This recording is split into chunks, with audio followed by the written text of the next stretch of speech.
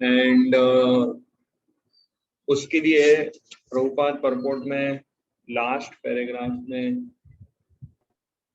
अनुसूयवे यानी कि ईर्ष्या के विषय में कुछ बताते हैं, और उससे पहले कई सारे जस्ट ब्रीफ समरी देते हैं कि 9वां अध्याय क्या है, most confidential knowledge. Confidential knowledge मतलब हम शरीर नहीं है, हम आत्मा है, ये कॉन्फिडेंशियल नॉलेज है। और आत्मा के क्या कार्यकलाप है, स्पिरिचुअल एक्टिविटीज क्या क्या है आत्मा की, उसको कहा गया है मोस्ट कॉन्फिडेंशियल नॉलेज। वो that is most confidential knowledge. Second श्लोक आज हम पढ़ते हैं जिसमें भगवान ग्लोरीफाई करते हैं और फर्दर कि ये जो कॉन्फिडेंशियल नॉलेज है वो क्या है और उसके क्या, इस नॉलेज के क्या क्वालिटीज है वो बताएंगे। यस, पढ़िए दूसरा श्लोक। हरे कृष्ण प्रभु।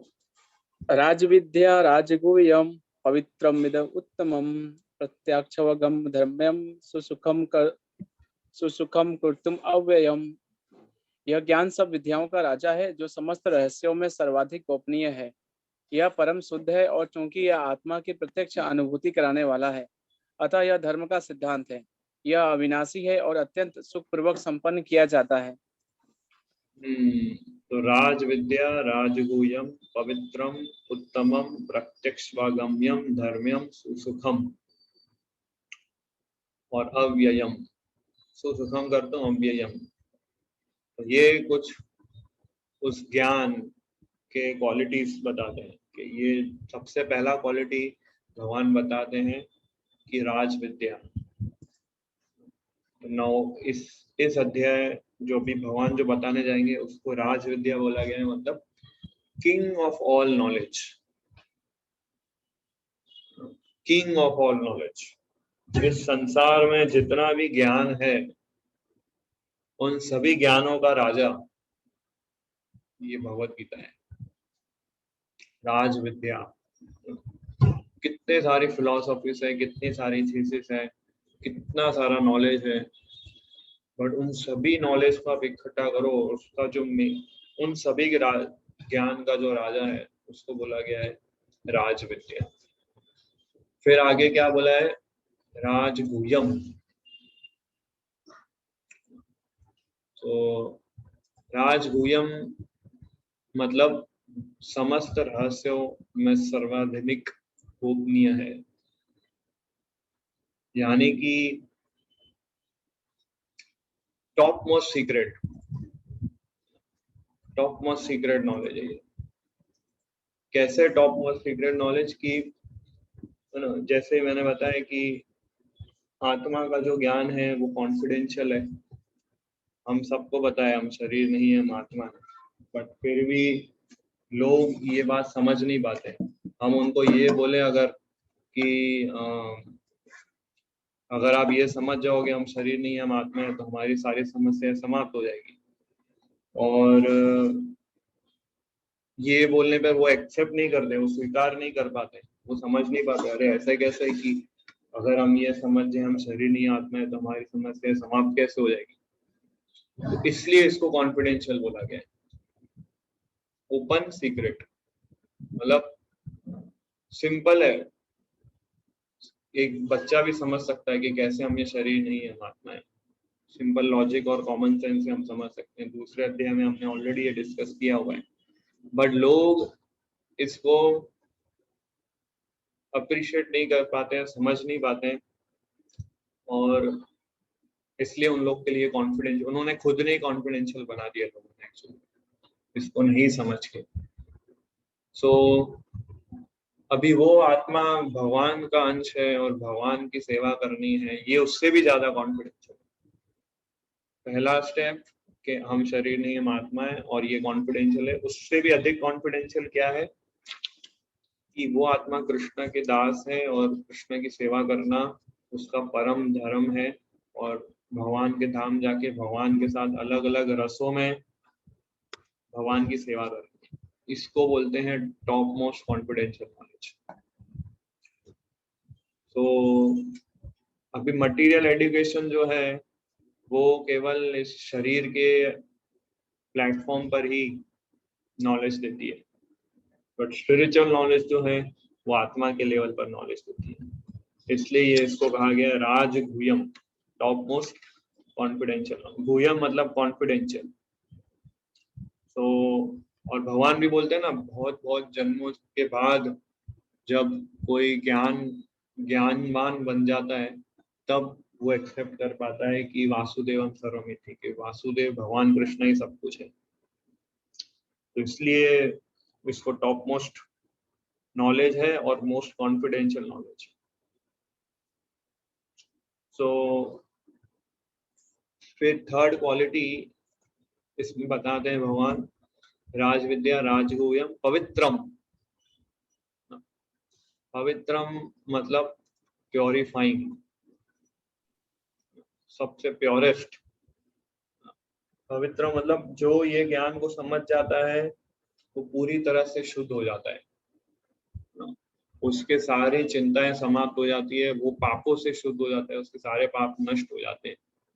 इसलिए इसको भगवान बोलते हैं पवित्रम इदम उत्तमम, तो purest form of all activities. मतलब जो हमने 9 स्टेप्स पढ़े किसके, भक्ति योगा के, श्रवणम कीर्तनम स्मरणम अर्चनम वंदनम दास्यम साख्यम आत्मनिवेदनम।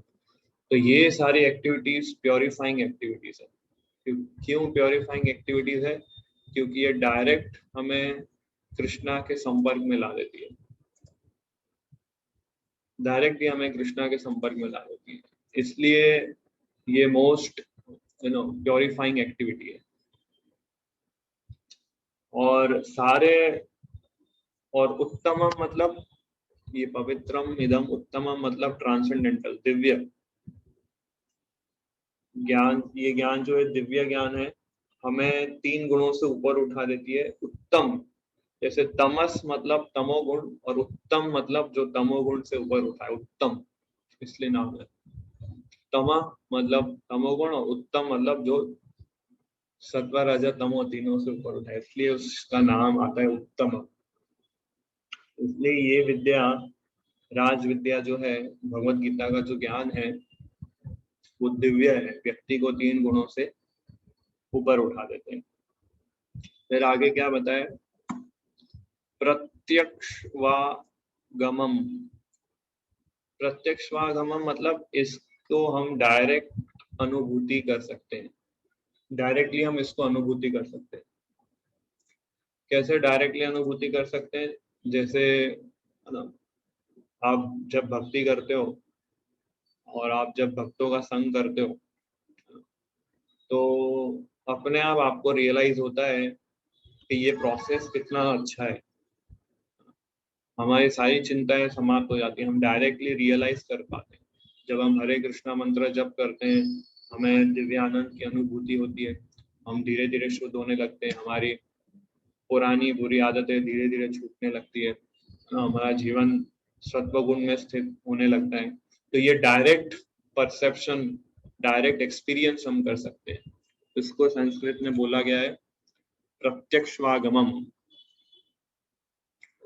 तो इसलिए इसको हम डायरेक्टली रियलाइज कर सकते हैं। इसका बेस्ट उदाहरण जो है नारद मुनि का है। सो नारद मुनि अपने बारे में खुद ही एक्सपीरियंस शेयर करते हैं व्यास देव को श्रीमद् भागवतम के पहले स्कंद में, कि किस तरह से वो डिवोटी बने। वो अपना एक्सपीरियंस शेयर करते हैं, वो पूरी स्टोरी बताते हैं चैप्टर कैंटो 1 के 4th, 5वें और 6ठे अध्याय में, किस तरह से वो भक्त बने। तो उसका भी हम थोड़ा डिस्कस करेंगे इस सेक्शन में, प्रत्यक्षवागमम। फिर आगे बताया धर्म्यम, के भगवत गीता का ज्ञान जो है सभी धर्मों का जो टॉप मोस्ट गोल है वो है ये, क्योंकि भगवत गीता हमें भक्ति करना सिखाती है, भक्ति योग सिखाती है, और भक्ति योग जो है वो टॉप मोस्ट गोल है सभी धर्मों का। तो केवल भक्तों के संग करने से हम ये गोल को डायरेक्टली अचीव कर सकते हैं। और इसमें क्वालिटीज बताइए। सुसुखम, सुसुखम मतलब सुख पूर्वक किया जा सकता है, इसको सुख पूर्वक संपन्न किया जाता है भक्ति योगा प्रोसेस को। सो सुख पूर्वक कैसे है कि हमारी इंद्रियों को पॉजिटिव एंगेजमेंट मिलता है और इसको एकदम इजीली किया जा सकता है। जैसे कानों से हमें सुनना है, आंखों से दर्शन करना है, जीवा से भगवान का नाम लेना है और भगवान का प्रसाद टेस्ट करना है, बस इतना ही करना है। और इसको कोई भी कर सकता है, कोई भी व्यक्ति कर सकता है। तो और भगवान भी बोलते हैं कि अगर मुझे कोई पत्ता ऑफर कर दो या कोई फूल ऑफर कर दो या केवल पानी ऑफर कर दो या कोई फल ऑफर कर दो, मैं उसको एक्सेप्ट करूंगा। और कोई भी क्लास का व्यक्ति, चाहे हिंदू मुस्लिम सिख हो या फिर ब्राह्मण क्षत्रिय वैश्य हो या कोई भी क्लास का व्यक्ति हो, इस प्रोसेस में जुड़ सकता है। ब्लिसफुल प्रोसेस है ये। इसके एक्सप्लेनेशन में प्रभुपाद परपोर्ट में बहुत सारा लिखते हैं, तो काफी लंबा परपोर्ट है ये, पढ़ते हैं इसमें, पढ़िए ये हाईलाइट। भगवद गीता में द्वितीय अध्याय से ही आत्मा की महत्ता पर बल दिया गया है। प्रारंभ में ही भगवान कहते हैं कि यह शरीर नश्वर है और आत्मा अविनश्वर। यही ज्ञान का गुह्य अंश है। केवल यह जान लेना कि यह आत्मा शरीर से भिन्न है, यह निर्विकार, अविनाशी और नित्य है, इससे आत्मा के विषय में कोई सकारात्मक सूचना प्राप्त नहीं हो पाती। कभी कभी लोगों को यह भ्रम रहता है कि आत्मा शरीर से भिन्न है और जब शरीर नहीं रहता या मनुष्य को शरीर से मुक्ति मिल जाती है तो आत्मा शून्य में रहता है और निराकार बन जाता है, किंतु यह वास्तविकता नहीं है। जो आत्मा शरीर के भीतर इतना सक्रिय रहता है वह शरीर से मुक्त होने के बाद इतना निष्क्रिय कैसे हो सकता है? यह सदैव सक्रिय रहता है। यदि यह शाश्वत है तो यह शाश्वत सक्रिय रहता है और वैकुंठ लोक में इसके कार्यकलाप अध्यात्म ज्ञान के गुह्यतम अंश है। अतः आत्मा के कार्यों को यहाँ पर समस्त ज्ञान का राजा, समस्त ज्ञान का गुह्यतम अंश कहा गया है। इसलिए आत्मा का ज्ञान गुह्य ज्ञान है और भगवत गीता ही ऐसा एकमात्र शास्त्र है जो हमें ये कॉन्फिडेंशियल नॉलेज बताता है। और काफी सारा परपोर्ट जो हमने डिस्कस किया, मैंने आज आपके साथ पॉइंट, वो सारे इस परपोर्ट के ही पॉइंट्स थे। आप सेल्फ स्टडी इसको कर सकते हैं परपोर्ट का। It is one of the longest purport of Bhagavad Gita. ये पढ़िए ये। यह विधि इतनी सशक्त है कि धार्मिक कृत्य किए बिना ही मनुष्य सिद्धि पद को प्राप्त होता है। यह कैसे संभव होता है? इसकी भी पुष्टि वैदिक साहित्य में मिलती है। आचार्यवान पुरुषो वेद। महान आचार्यों के संसर्ग में रहकर मनुष्य आत्म साक्षात्कार के लिए आवश्यक समस्त ज्ञान से अवगत हो जाता है, भले ही वह अशिक्षित हो या उसने वेदों का अध्ययन न किया हो।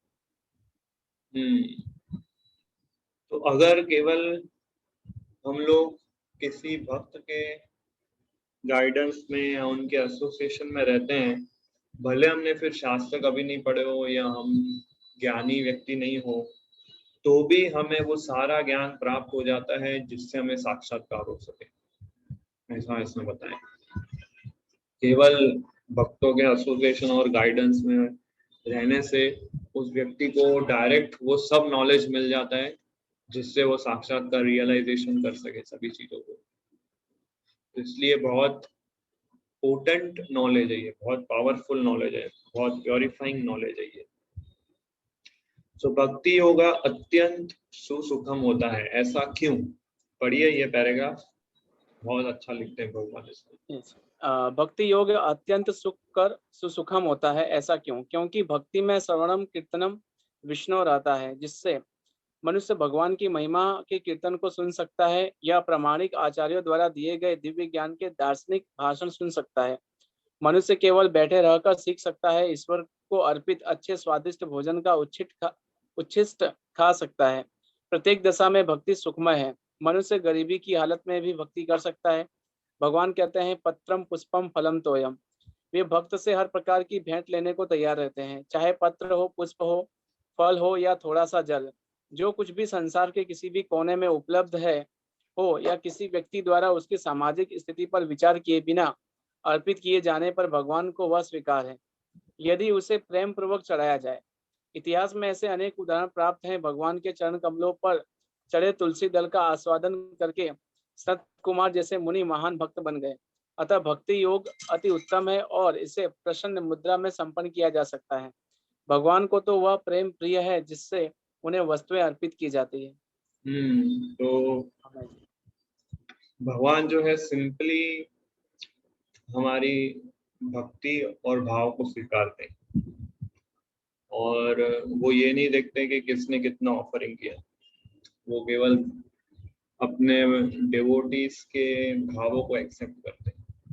इसलिए बोलते हैं भावग्राही जनार्दन, भक्तों के भावों को ग्रहण करते हैं और उसी को वो एक्सेप्ट करते हैं। इसलिए ये सुसुखम है, इजीली किया जा सकता है और इसे करने से व्यक्ति को आनंद प्राप्त होता है। तो जैसे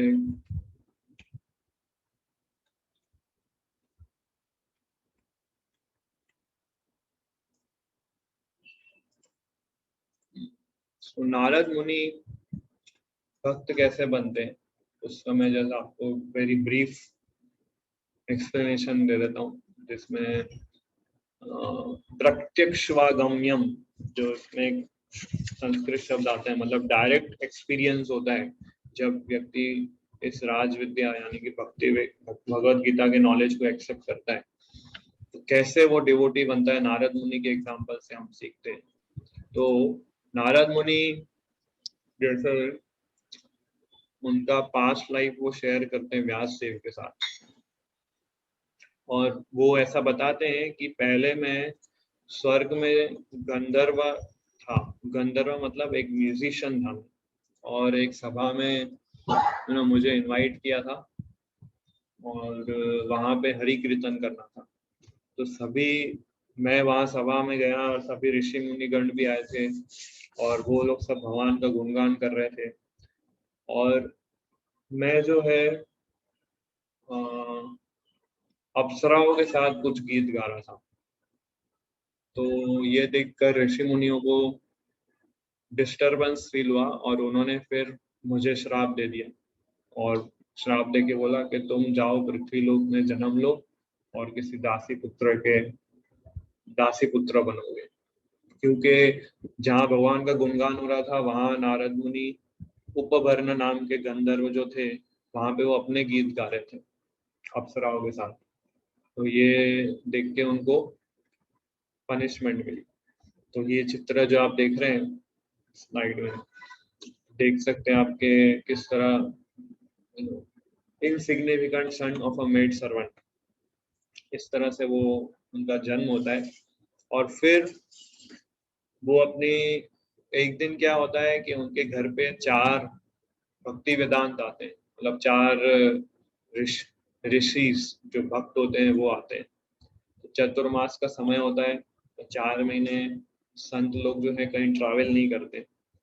तो ये लोग भ्रमण कर रहे थे, भ्रमण करते करते इनके गांव में पहुंचे और इनकी माता और ये दोनों ने फिर इनको रिक्वेस्ट किया कि आप हमारे यहाँ रुकिए 4 महीने, हमें सेवा करने का मौका दीजिए।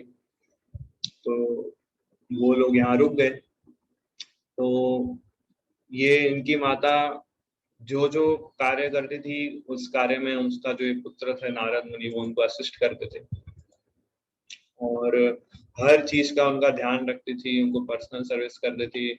और ये जो उनका बेटा था सब जगह उनको असिस्ट कर रहा था, उनको हेल्प करता था। तो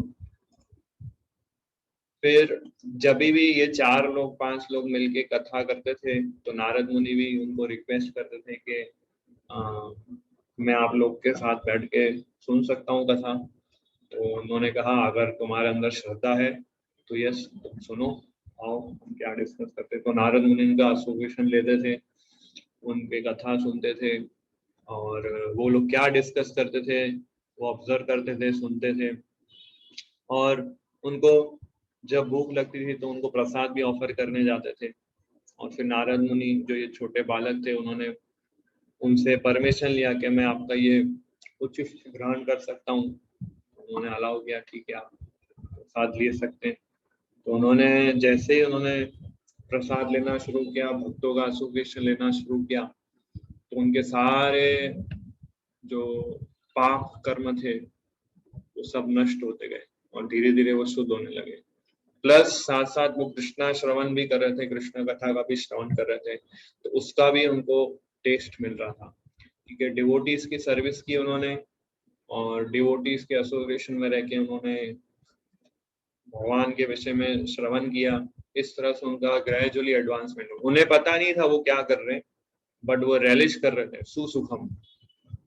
उन्हें ये नहीं था कि मैं भक्ति योगा कर रहा हूँ और 1 घंटा सुनना है, 1 घंटा पढ़ना है, इस तरह से नहीं, वो रेलिश कर रहे थे टेस्ट इसको, उनके लिए नेचुरल लाइफ ये बन गया था। तो फिर नारद मुनि ये अपना एक्सपीरियंस शेयर करते हैं, बोलते हैं, I realise my self to be different from gross and subtle bodies, I loved those pure devotees greatly and with gentle behavior I strictly followed their instructions. तो नारद मुनि जो इंस्ट्रक्शंस देते थे उनको, मतलब वो जो भक्तगण थे वो जो भी इस बालक को इंस्ट्रक्शन देते थे उसको फेथफुली फॉलो करते थे, उनसे प्रसाद ग्रहण करते और वेरी जेंटल बिहेवियर था उनका। फिर 4 महीने जब समाप्त होते हैं चतुर्मास के, तो वो लोग सब निकल जाते हैं और वो उनको फिर इंस्ट्रक्शंस देके जाते हैं कि आप इस तरह से भक्ति योगा प्रैक्टिस करते रहिए, है ना, और सब चीजें भगवान की सेवा में लगाइए और धीरे धीरे फिर आप भगवत धाम पहुंचेंगे।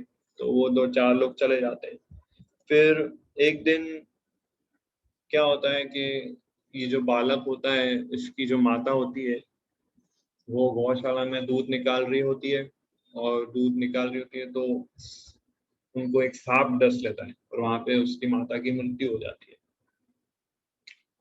तो ये देखकर वो बालक जो है सिग्नल समझ लेता है भगवान का कि अभी पूरी तरह से मुझे अपनी शरणागत लेनी, तो एडवर्सिटी को अपॉर्चुनिटी में कन्वर्ट किया। उनके जीवन में बड़ी एडवर्सिटी आई कि वो अभी अकेले क्या करेंगे, उनकी माता भी नहीं है, उनके पिता भी नहीं है, तो उन्होंने इस सिचुएशन को एक अपॉर्चुनिटी में कन्वर्ट किया और भगवान की शरण ले ली। तो वो घर छोड़ के निकल गए और भ्रमण करने लगे, उत्तर दिशा की ओर वो भ्रमण करने लगे और एकदम सिंपल लाइफ जीते थे। जहाँ उनको प्यास लगती थी, तालाब होता था, नदी होती थी, वहां पानी पी लेते थे और किसी से कुछ मांग के प्रसाद ग्रहण कर लेते थे। इस तरह से उन्होंने ट्रैवलिंग करना चालू कर दिया, गांव टू गांव और शहर से शहर, पहाड़ से पहाड़, अलग अलग गुफाओं में रहना, अलग अलग पेड़ में रहना। इस तरह से उन्होंने कई सारी चीजें एक्सपीरियंस की और वहां पे वो मेडिटेट करने लगे परमात्मा की ओर।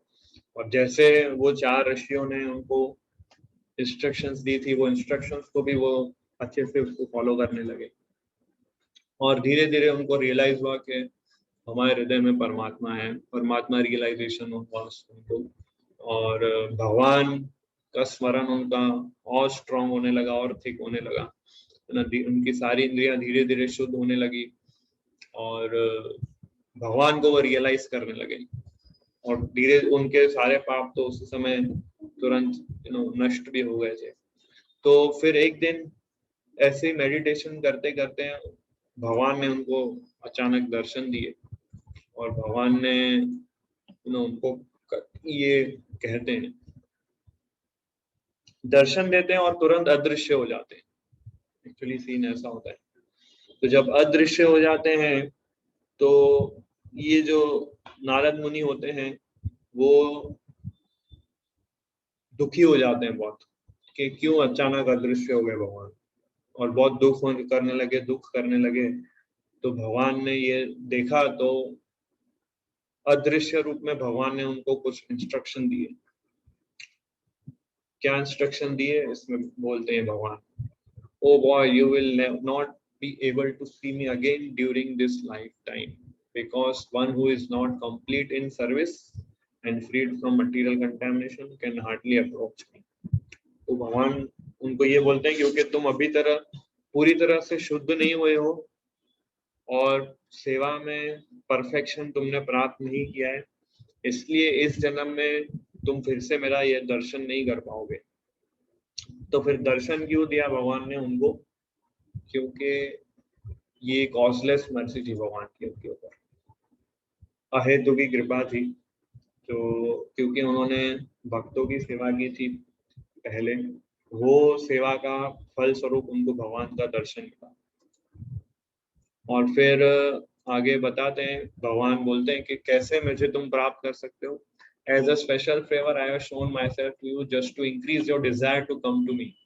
मैंने इसलिए दर्शन भी दिया है तुम्हें क्योंकि फिर तुम्हारे अंदर वो डिजायर डेवलप हो कि यस भगवान को प्राप्त करना है, भगवान को प्राप्त करना। तो ये क्या, ये एडवर्टाइजमेंट किया भगवान ने अपना कि ये प्रोडक्ट है, अभी तुम वो प्रोडक्ट को प्राप्त करने के लिए ये सारी मेहनत करो। तो जब हम एडवर्टाइजमेंट देखते हैं तो हमारी डिजायर बढ़ती है ना कि अभी ये प्राप्त करना है। तुरंत हम अमेजोन खोलते हैं, प्राइस चेक करते हैं, प्रोडक्ट चेक करते हैं, तो भजन क्रिया सब करने स्टार्ट कर देते हैं। सो इस तरह से नारद मुनि के अंदर भी डिजायर बढ़ी कि भगवान को हमें प्राप्त करना है। So भगवान बोलते हैं, by my mercy you will always remember me and will continue making advancement in Krishna consciousness even at the time of creation or annihilation। तो भगवान उनको ये वरदान देते हैं, आशीर्वाद देते हैं। और इस तरह से अलग अलग गांवों में, अलग अलग मंदिरों में, अलग अलग शहरों में नारद मुनि भ्रमण करने लगे और जहाँ भी जाते थे भक्तों का संग करते थे, वहां पे श्रवण करते थे, कथा सुनते थे, प्रसाद लेते थे और ट्रैवलिंग करते रहते थे। सारी भौतिक आसक्तियों से मुक्त हो गए वो और सारे मटेरियल अटैचमेंट्स फ्री हो गए। और फिर उनकी मृत्यु आ जाती है और फिर जब वो मृत्यु आती है तब वो नारद मुनि बनते हैं। और फिर जब नारद मुनि के रूप में वो अवतरित होते हैं, जन्म होता है उनका, तो भगवान विष्णु स्वयं उनको वीणा गिफ्ट करते हैं और वो वीणा से वो पूरे ब्रह्मांड में अभी ट्रैवल कर रहे हैं और भगवान का गुणगान कर रहे हैं। म्यूजिशियन वो अभी भी ट्रैवल कर रहे हैं पूरे ब्रह्मांड में और बहुत सारे लोगों को उन्होंने भक्त बनाया। ध्रुव महाराज, प्रहलाद महाराज, प्राचीन भरिष्यद, फिर और व्यास देव, मृगारी, वाल्मीकि और इतने महान महान भक्त बनाए उन्होंने, जबरदस्त प्रीचिंग किया उन्होंने। फिर दक्ष प्रजापति के जो 1000 पुत्र थे, क्या नाम था, हरेंद्र भैयाश्व ऐसा कुछ नाम था, उनको ब्रह्मचारी बनाया। रचेता तो नहीं, रचेता तो शिव जी ने अपना एसोसिएशन दिया था। तो सब महान महान भक्त जो है ये नारद मुनि के सब डिसाइपल्स है। और फिर ब्रह्मा जी के पास भी जाते थे, उनसे भी उन्होंने कई सारा नॉलेज ग्रहण किया। तो नारद मुनि जो है हमारी परंपरा में ही आते हैं, हमारे गौड़िया मध्वा पर आचार्य की परंपरा में आते हैं। तो इस तरह से नारद मुनि ना रियलाइजेशन शेयर करते हैं किस तरह से वो डिवोटी बने क्या। सो इतना ग्लोरीज समझने के बाद अर्जुन फिर प्रश्न पूछता है भगवान से कि अगर ये भक्ति योगा इतना सिंपल है, इतना सुसुखम है जैसे आप बता रहे हैं, और इतने इतने अच्छे क्वालिटीज है उसके अंदर, तो भी लोग क्यों फिर उसको एक्सेप्ट नहीं करते हैं? क्या रीजन है भगवान? आप बोल रहे इतना गुणगान कर रहे हैं, टॉप मोस्ट है, राजा है सभी ज्ञान का और सुसुखम है ये, तो लोग क्यों एक्सेप्ट नहीं करते? तो तीसरा श्लोक फिर भगवान बोलते हैं, पढ़िए तीसरा। असद्धान पुरुषा धर्मस्यास्य परन्तप अप्राप्य मम निवर्तन्ते मृत्यु संसारवर्त्मनि। हे परंतप, जो लोग भक्ति में श्रद्धा नहीं रखते वे मुझे प्राप्त नहीं कर पाते, अतः वे इस भौतिक जगत में जन्म मृत्यु के मार्ग पर वापस आते रहते हैं। क्योंकि भगवान बोलते हैं क्योंकि उन सभी लोगों में श्रद्धा नहीं है। इसलिए वो लोग इस प्रोसेस को इजीली एक्सेप्ट नहीं कर पाते। और जिनको श्रद्धा नहीं है वो भक्ति योगा प्रैक्टिस करेंगे ना, तो भक्ति योगा उनको एक भावुकता लगेगी, या उन्हें लगेगा कि ये बहुत बोरिंग प्रोसेस है, या उन्हें आनंद नहीं आएगा। क्योंकि इसमें क्लियर बोलते हैं कि जो भक्ति योगा प्रैक्टिस करता है वो सुसुखम, हमेशा आनंद में रहता है। पर अगर उसमें श्रद्धा नहीं है तो उसको आनंद का अनुभूति नहीं होगी भक्ति योगा में। और उससे फिर क्या होगा, फिर से वो इस भौतिक जगत के जन्म मृत्यु के मार्ग में वापस चला जाता है। तो श्रद्धा विहीन लोग भक्ति योगा को बहुत कठिन मानते हैं।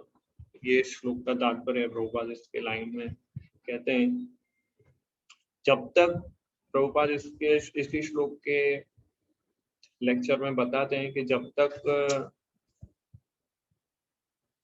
कोई कृष्णा को भगवान एक्सेप्ट नहीं करता तब तक उसके लिए बहुत डिफिकल्ट है भक्ति योगा प्रैक्टिस करना और भगवत गीता को समझना। सो ये पॉइंट इसमें कहते हैं। और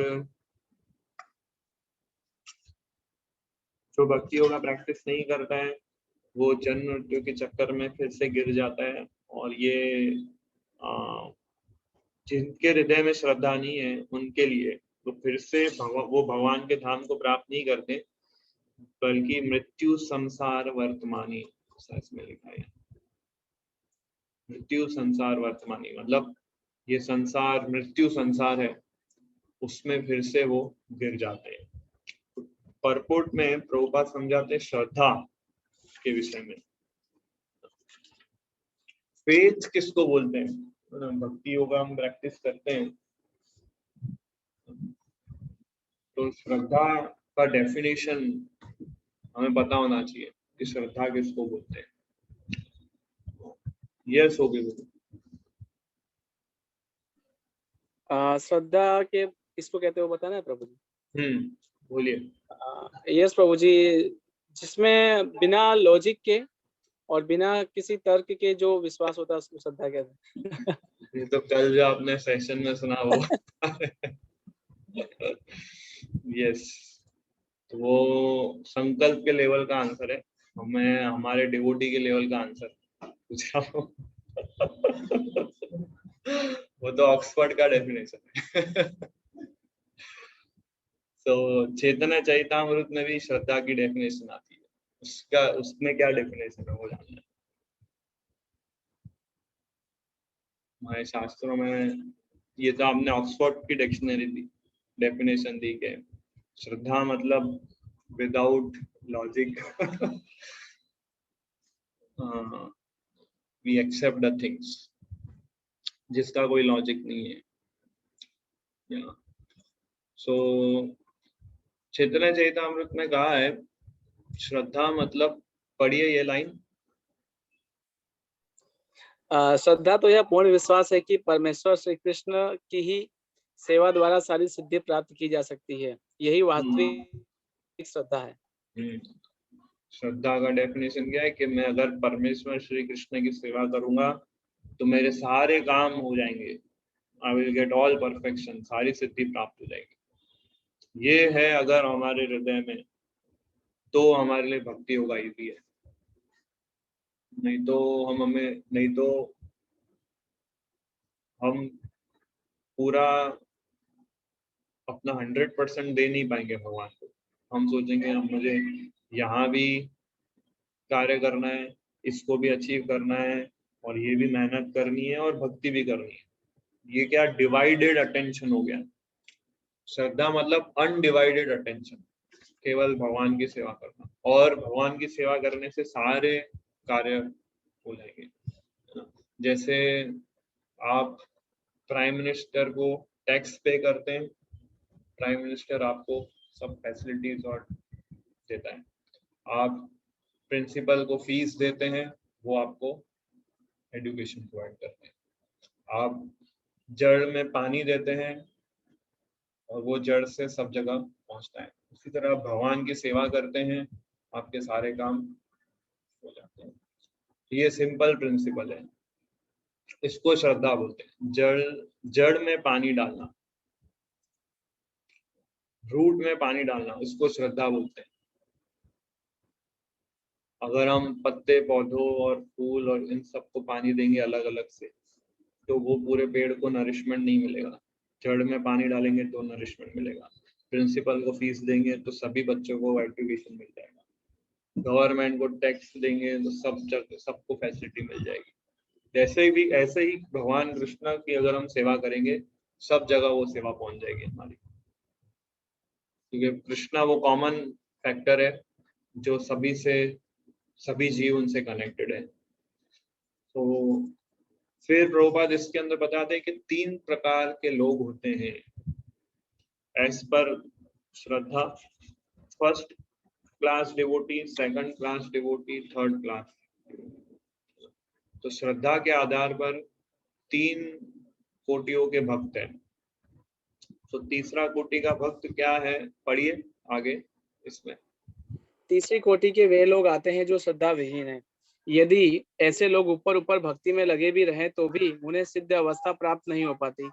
संभावना यही है कि वे लोग कुछ काल के बाद नीचे गिर जाएं। वे भले ही भक्ति में लगे रहें, किंतु पूर्ण विश्वास तथा श्रद्धा के अभाव में कृष्ण भावनामृत में उनका लगा रह पाना कठिन है।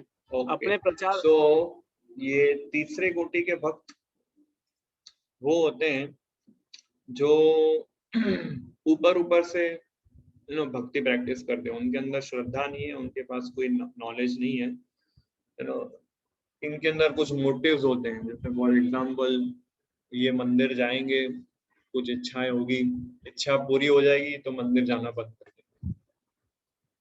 तो ये थर्ड क्लास की डिवोटी है। ये क्या ऑफिशियली खाली आते हैं मंदिर, दर्शन करते हैं, और कुछ हिडन मोटिव्स होते हैं, कुछ इच्छाएं होती हैं, और वो जब प्राप्त हो जाता है तो मंदिर आना कम हो जाता है और फिर बंद हो जाता है। ये हाईएस्ट परफेक्शन की तरफ प्राप्त नहीं करते, और जनरली ये लोग पुनः जन्म मृत्यु के साइकिल में फिर से गिर जाते हैं। इससे एक लेवल एडवांस होते हैं दूसरे कोटि के भक्त। पढ़िए ये दूसरे कोटि वाले। दूसरे कोटि में वे व्यक्ति आते हैं जिन्हें भक्ति शास्त्रों का ज्ञान नहीं है, किंतु स्वतः ही उनकी दृढ़ श्रद्धा है कि कृष्ण भक्ति सर्वश्रेष्ठ मार्ग है, अतः वे इसे ग्रहण करते हैं। इस प्रकार वे तृतीय कोटि के उन लोगों से श्रेष्ठतर हैं जिन्हें ना तो शास्त्रों का पूर्ण ज्ञान है और ना श्रद्धा ही है, अपितु संगति तथा श्रद्धा के द्वारा वे उसका पालन करते हैं। सेकंड क्लास व्यक्ति वो है जो ज्यादा उसने शास्त्र नहीं पढ़े, बट उसको डिवोटी एसोसिएशन अच्छा लगता है, और जो डिवोटी बोलते हैं वो करने का प्रयास करते हैं।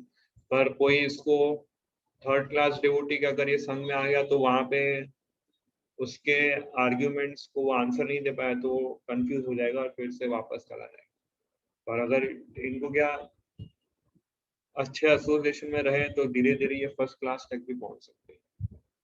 तो सेकंड क्लास के लोग होते हैं ना, उनको श्रद्धा होती है बट शास्त्रों का इतना नॉलेज नहीं होता है, इसलिए वो किसी के आर्ग्यूमेंट्स को आंसर नहीं दे सकते, बट उन्हें वो पर्सनली कन्विंस होते हैं कि यस ये भक्ति मार्ग जो है सर्वश्रेष्ठ मार्ग है। यस, पढ़िए प्रथम कोटि के। प्रथम कोटि के लोगों को च्युत होने का प्रश्न ही नहीं उठता। प्रथम कोटि के व्यक्ति निश्चित रूप से प्रगति करके अंत में अभिष्ट फल प्राप्त करते हैं। सो फर्स्ट क्लास डिवोटी वो है जिनके अंदर ये दृढ़ श्रद्धा है कि भगवान कृष्ण की सेवा करेंगे तो सारे कार्य समाप्त हो जाएंगे, सभी कार्यों में सिद्धि प्राप्त होगी। तो ये फर्स्ट क्लास डिवोटी का अगर कोई भी व्यक्ति संग लेता है तो वो भी फर्स्ट क्लास हो जाता है ना। तो थर्ड क्लास वाले लोगों का संग करने से हमारा प्रोग्रेस नहीं होगा, बट फर्स्ट क्लास लोगों का संग करने से हमारा प्रोग्रेस होता है। इसलिए जैसे जैसे इस्कॉन ऑर्गेनाइजेशन या कोई भी आप इंस्टीट्यूट ले लो, हर इंस्टीट्यूट में टॉप क्लास के बच्चे भी होते हैं, एवरेज स्टूडेंट्स भी होते हैं, और तो क्या बोलते हैं लो ग्रेड वाले। टॉप क्लास और क्या बोलते हैं, लो क्लास को नहीं बोलते, लो ग्रेड वाले। जो पढ़ाई में इतने होशियार नहीं है बट डल हाँ डल हेडेड बोल सकते हैं। तीसरा तो टॉप क्लास, एवरेज और डल। हर कॉलेज में, हर इंस्टीट्यूट में, हर स्कूल में ये मिलेगा ही मिलेगा कैटेगरी आपको, चाहे वो एकदम टॉप मोस्ट कॉलेज क्यों ना हो पूरे वर्ल्ड की, वहां पे भी 3 कैटेगरी के लोग मिलेंगे आपको। तो ऐसे ही इस्कॉन ऑर्गेनाइजेशन में भी टॉप क्लास डिवोटीज है, एवरेज डिवोटीज है और डल डिवोटीज है। हमें ये नहीं समझना चाहिए कि किसी का भी संग किया तो हमारा एडवांसमेंट होगा।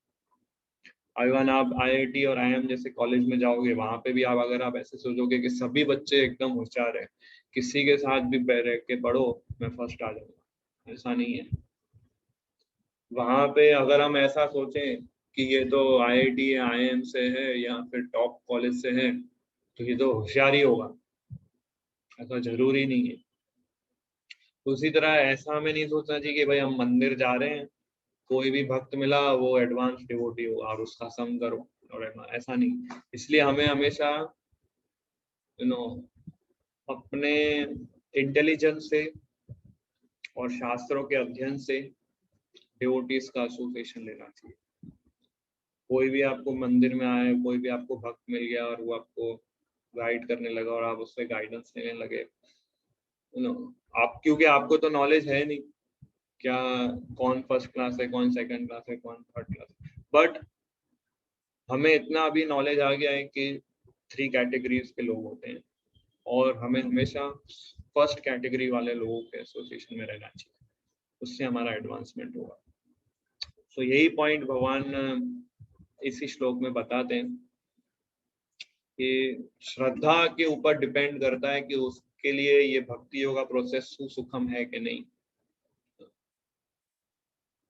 ये पहले 3 श्लोक में भगवान बता देते हैं कि ये ज्ञान का क्वालिफिकेशन क्या है, ये ज्ञान की क्वालिटीज क्या है और कौन इसको क्वालिफाइड नहीं है इस ज्ञान को प्राप्त करने का। 4थे श्लोक से 10वें श्लोक तक भगवान अभी अपना ऐश्वर्य ज्ञान बताएंगे। ऐश्वर्य ज्ञान क्योंकि अभी एक्चुअली वो नॉलेज देना चालू करते हैं, पहले 3 श्लोक के बाद 4थे श्लोक से भगवान अपना नॉलेज देना स्टार्ट करते हैं। ये पढ़िए 4था श्लोक।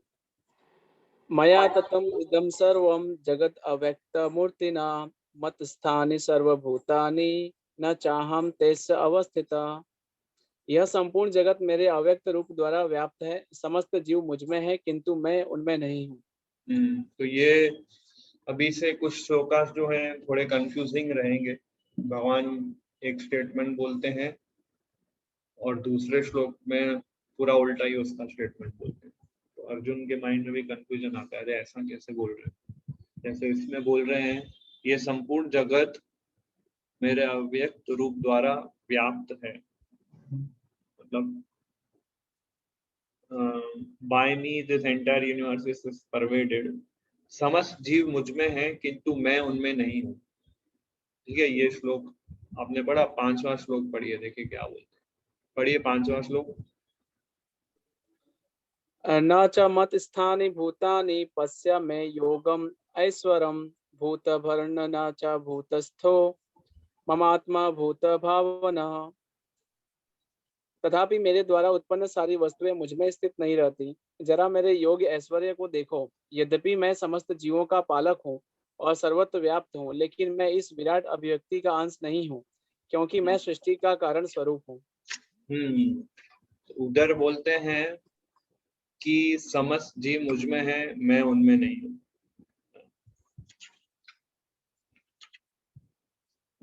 जैसे बोलते हैं मत्स्थानी सर्वभूतानी, ये संस्कृत श्लोक में बोलते हैं मत्स्थानी सर्वभूतानी, मतलब कि मुझ में सभी जीव है और मैं उनमें नहीं हूँ। 5वें श्लोक में बोलते हैं न च मत्स्थानी सर्वभूतानी, उधर मत्स्थानी सर्वभूतानी बोलते हैं और 5वें श्लोक में बोलते हैं न च मत्स्थानी भूतानी, कि मेरे द्वारा सारी वस्तुएं मुझ में स्थित नहीं है। तो एक तरफ बोलते हैं कि मुझ में सब है, दूसरे श्लोक में बोलते हैं मुझ में ये सब नहीं है। तो अर्जुन के अंदर कंफ्यूजन आ जाता है। और ये कंफ्यूजन को क्लियर करने के लिए 6ठे श्लोक में भगवान एक एग्जाम्पल देके समझाते हैं। तो पहले ये कंसेप्ट हम क्लियर करते हैं क्योंकि हमारे माइंड में कंफ्यूजन आया कि ये एग्जैक्ट क्या चीज है। तो 4थे श्लोक में बोलते हैं कि समस्त जीव मुझ में है किंतु मैं उनमें नहीं हूँ। इसका अर्थ ये है कि समस्त जीव मुझ में है, मतलब भगवान के महाविष्णु अवतार के रूप में सारे ब्रह्मांड उनमें से निकलते हैं और फिर प्रलय के समय सारे ब्रह्मांड उनके अंदर आ जाते हैं। तो इस तरह सारे जीव उनके अंदर है और फिर उसमें से बाहर निकलते हैं। और फिर आगे बोलते हैं मैं उनमें नहीं हूँ, मैं उनमें नहीं हूँ। इसका अर्थ ये है कि भगवान इसके एक लाइन पहले बोलते हैं कि संपूर्ण जगत मेरे द्वारा व्याप्त है, मतलब मैं सब जगह हूँ। और फिर बोलते हैं मैं सब जगह हूँ, मतलब जैसे 7वां अध्याय अगर आप याद करो तो उसमें भगवान बोलते हैं पृथ्वी जल वायु अग्नि आकाश मेरी शक्ति है, मन बुद्धि अहंकार जो है वो मेरी शक्ति है। तो एक तरह से देखें तो भगवान सब जगह है क्योंकि सब जगह भगवान की शक्ति है। भगवान और भगवान की शक्ति में कोई अंतर नहीं है। तो फिर लोग क्या ऐसा समझने लगे, अच्छा सब कुछ भगवान, सब जगह भगवान है तो दीवार को पूजो या पत्थर को पूजो या प्लास्टिक को पूजो, सब भगवान ही है। तो ऐसा नहीं हो इसलिए बोलते हैं कि मैं उनमें नहीं। लोग क्या फिर मिसअंडरस्टैंड करेंगे। एक्चुअली फॉर एग्जांपल गवर्नमेंट है, जैसे राजा होता है और उसकी सरकार होती है और उसके द्वारा वो पूरे देश को मैनेज करता है। तो राजा तो एक ही है, उसकी जो सरकार, उसकी जो गवर्नमेंट होती है उसके थ्रू वो पूरा देश चलाता है। हर एक डिपार्टमेंट राजा के अंडर में चलता है। हर एक, इसका अर्थ ये नहीं कि राजा पर्सनली हर एक डिपार्टमेंट में बैठता है और चलाता है, ऐसा नहीं। हर राजा के निर्देश अनुसार सारे डिपार्टमेंट्स चलते हैं। तो जो सारे जो उसकी जो गवर्नमेंट है वो राजा उसकी शक्ति है। सारे सारे डिसीजंस है ना राजा के निर्देश अनुसार ही लिए जाएंगे। तो ऐसे ही भगवान अपने धाम में रहते हैं पर उनकी शक्तियों के द्वारा ये पूरा ब्रह्मांड कार्य करता है। पर इसका अर्थ ये नहीं कि भगवान पर्सनली इस ये कार्य को चलाते हैं, उनकी शक्तियां ये कार्य को चलाती है। तो एक प्रकार से देखें तो भगवान इससे अलग भी है और इससे एक भी है। जैसे गवर्नमेंट होती है वो जेल भी बनाती है और एक सिटी को भी चलाती है। जेल, उस गवर्नमेंट ने जेल बनाया है पर उस जेल का एक सुपरवाइजर भी बनाया है जो वो जेल के देख रेख। पर गवर्नमेंट को क्या जेल चलाने में ज्यादा इंटरेस्ट नहीं है, गवर्नमेंट को सिटी मैनेज करने में इंटरेस्ट है। जेल को मैनेज करने के लिए उसने जेल सुपरवाइजर बना। ऐसे ही कृष्णा को ये मटेरियल वर्ल्ड चलाने में इंटरेस्ट नहीं है, इसलिए इस मटेरियल वर्ल्ड का सुपरवाइजर यानी कि दुर्गा देवी को इंचार्ज बनाए। वो उन सब चीज का पूरा ध्यान रखती है उनके गाइडेंस के अनुसार। पर्सनली वो अपने धाम में अपने भक्तों के साथ लीला करने में बिजी रहते हैं। तो ये इस तरह से हम देखें तो भगवान इस भौतिक जगत से अटैच भी है और अटैच नहीं भी है क्योंकि भगवान की शक्ति जो दुर्गा देवी है उनके गाइडेंस के अनुसार ही सब चलाती है। तो इसलिए बोलते हैं कि भगवान की ये योग ऐश्वर्य शक्ति है कि भगवान से ही सारा भौतिक जगत उत्पन्न हुआ है पर भगवान उसके कार्यों में इंटरफेयर नहीं करते हैं। भौतिक जगत में क्या क्या हो रहा है भगवान उसमें इंटरफेयर नहीं करते हैं, भगवान उसको पर्सनली चलाते भी नहीं है। पर भगवान के निर्देश अनुसार वो चल भी नहीं सकता। तो ये बोलते हैं अर्जुन को कि देखो ये मेरी योग ऐश्वर्य शक्ति है कि मैं सभी जीवों को मेंटेन करता हूँ, मैं सब जगह हूँ पर ये ब्रह्मांड मेरा कोई पार्ट नहीं है। मैं सभी जीवों को मेंटेन करता हूँ और मैं सब जगह हूँ बट ये भौतिक संसार मेरा कोई पार्ट नहीं है। I am not the part of this manifestation. ब्रह्मांड मेरे में से निकला है पर मैं उसका पार्ट नहीं हूँ। ये इनकंसीवेबल पोटेंसी है भगवान की। सो इस तरह से इसको टेक्निकली हमारे शास्त्र में बोला है अचिंत्य भेदाभेद कंसेप्ट। अचिंत्य भेद और अभेद। भगवान इस भौतिक संसार से एक भी है और अलग भी है। भेद और भेद, इसको बोलते हैं अचिंत्य, इसलिए इसका कंसेप्ट का नाम है अचिंत्य भेदाभेद तत्व।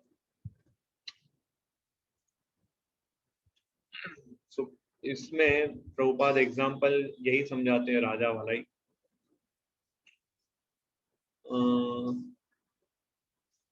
यस पढ़िए यहाँ से उदाहरण।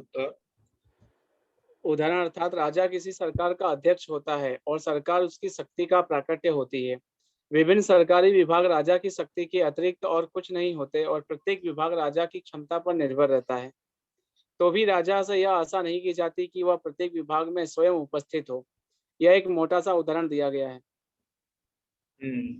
तो इसके इसी श्लोक में प्रभुपाद कहते हैं कि भगवान पत्थर में भी है, भगवान जल में भी है, भगवान हवा में भी है, सब जगह है, पर हम भगवान को देख नहीं सकते। इसलिए भगवान विग्रह के रूप में आते हैं। हमारी आंखें अभी क्वालिफाइड नहीं है भगवान के वो दिव्य स्वरूप को देखने के लिए, और ना हम पृथ्वी जल वायु अग्नि आकाश में भगवान को देख सकते हैं। पर क्योंकि हम इन आंखों से देख सकें इसलिए भगवान एक अर्च विग्रह के रूप में आते हैं और हम जैसे बद्ध जीवों की सेवा को एक्सेप्ट करते हैं। तो ये अपने आप में भगवान की एक सुप्रीम मर्सी है। तो क्योंकि ऐसा नहीं कि हम कोई भी जड़ पदार्थ वस्तु को भगवान समझ के उसको पूजा करने लगे, क्योंकि ऐसा नहीं हो इसलिए भगवान बोलते हैं कि मैं सब जगह नहीं, मैं वही हूँ जहाँ मेरे भक्त हैं। मतलब फॉर एग्जाम्पल इसमें कहते हैं कि अगर जहाँ भी भक्त हैं तो भगवान कहीं भी उपस्थित हो सकते हैं, कहीं भी और किसी भी रूप में, एनीवेयर और एवरीवेयर भगवान मैनिफेस्ट हो सकते। पर जहाँ भक्त नहीं है वहां पर भगवान नहीं है। भगवान की शक्ति होगी पर भगवान नहीं है। जैसे हिरण्यकशिपु और प्रहलाद महाराज के लिए भगवान सब जगह थे। हिरण्यकशिपु के लिए भगवान सब जगह नहीं थे। हिरण्यकशिपु ने जब चैलेंज किया कि भगवान है तुम्हारे इस पिलर के अंदर, तो प्रहलाद महाराज ने बोला हाँ है। क्योंकि प्रहलाद महाराज ने बोला है उस पिलर में, इसलिए भगवान उस पिलर में प्रकट हो गए। अदरवाइज अभक्तों के लिए भगवान उस पिलर में नहीं थे। भगवान की वो शक्ति अपने शक्ति के फॉर्म में थे। तो इस तरह से डिवोटीज से भगवान आदान प्रदान करते हैं, अभक्तों से वो आदान प्रदान नहीं करते।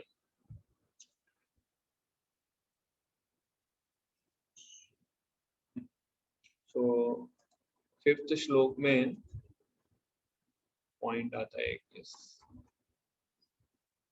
पढ़िए ये वाला। भगवान इस भौतिक जगत के पालन तथा निर्वाह के लिए प्रत्यक्ष रूप से उत्तरदायी नहीं है। तो भगवान पर्सनली रिस्पॉन्सिबल नहीं है कि इस मटेरियल वर्ल्ड में क्या हो रहा है। हालांकि भगवान के निर्देश अनुसार ही कार्य हो रहा है, बट भगवान पर्सनली रिस्पॉन्सिबल नहीं है। तो इसलिए एक श्लोक में बोलते हैं कि मैं सभी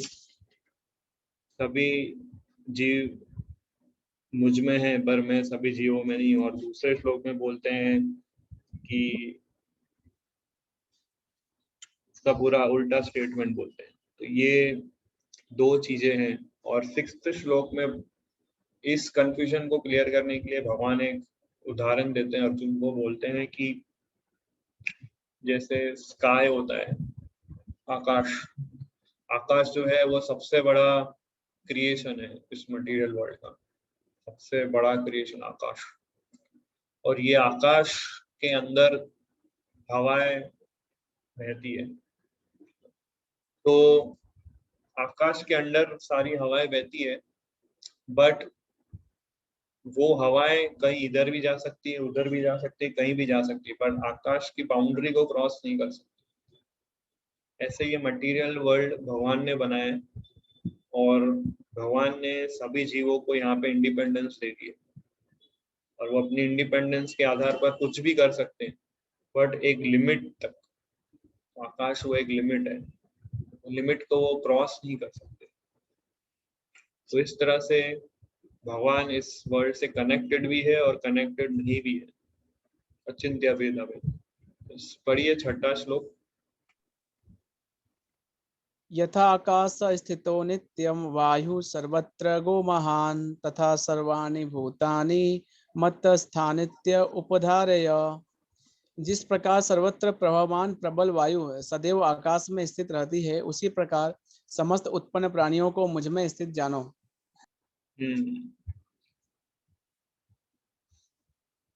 पढ़िए इसका हाईलाइट। किंतु भगवान उदाहरण प्रस्तुत करते हैं जिससे हमें समझने को में सहायता मिले। आकाश हमारी कल्पना के लिए सबसे महान अभिव्यक्ति है, और उस आकाश में वायु विराट जगत की सबसे महान अभिव्यक्ति है।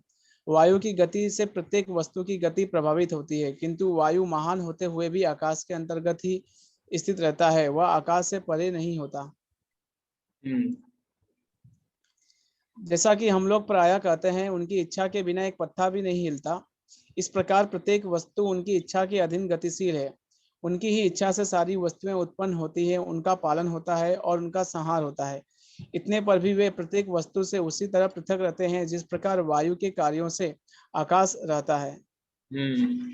तो भगवान जो है पृथक रहते हैं इस भौतिक संसार से, पर इस भौतिक संसार को क्रिएट भी वो करते हैं, मेंटेन भी वो करते हैं, डिस्ट्रॉय भी वो करते हैं, पर पृथक भी रहते हैं। तो ये योग ऐश्वर्य शक्ति है भगवान की।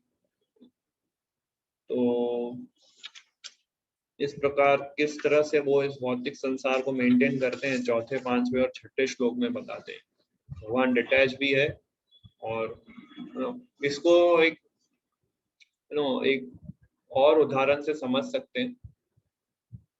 जैसे अभी कल का ही उदाहरण हम ले सकते हैं, हम लोगों ने कैंप किया, तो ये जस्ट मैं उदाहरण के रूप में ही प्रस्तुत कर रहा हूँ, इसको अलग तरीके से मत लीजिएगा आप लोग।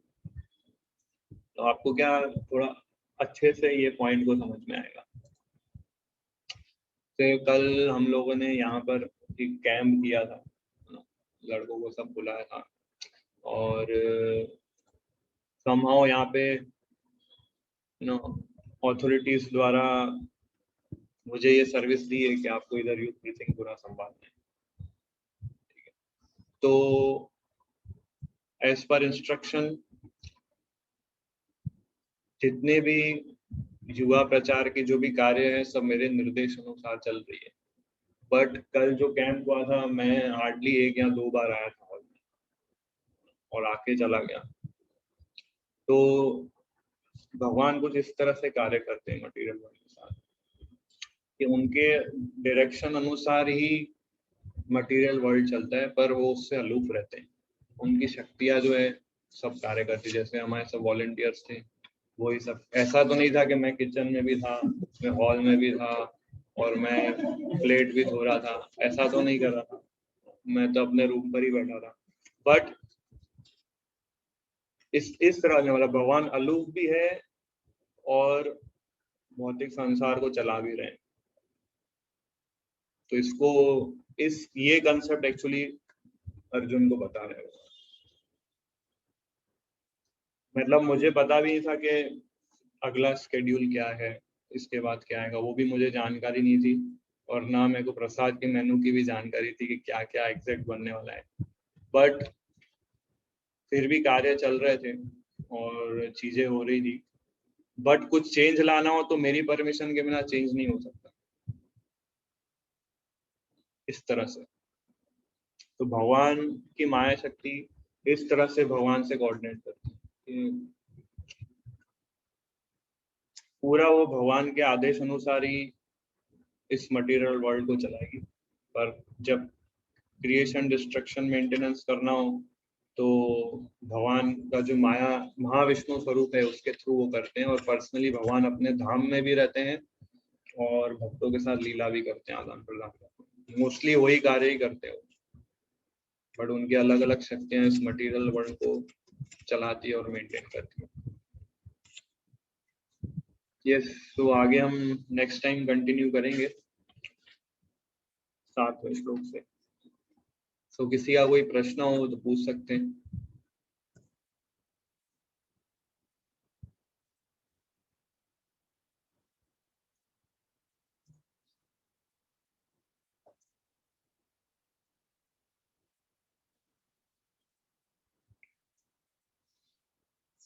कोई प्रश्न, कोई डाउट?